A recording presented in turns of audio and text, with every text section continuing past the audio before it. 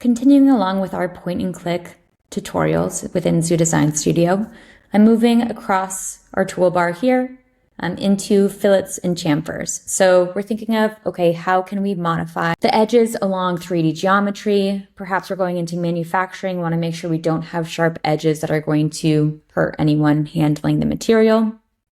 And so in order to modify these edges, I'm going to go ahead, click fillet, and select a few edges. By holding down Shift, I can click multiple at once. I can define the radius. Maybe I'll do 0.25. Again, could create a new variable if I wanted to have that consistency throughout all of my radii, but I'll just go ahead with just this, hit submit, and now we have our softened edges along this cube here. With a fillet, we're going to have that rounding.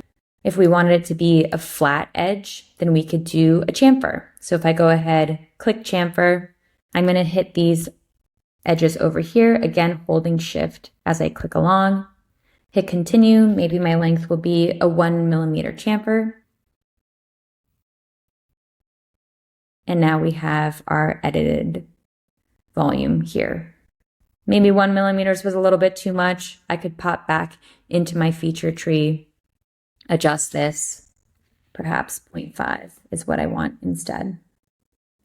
And there you can see 2 quick fixes for smoothing those edges here. We can edit that back in the feature tree as well to have full control over that 3D geometry.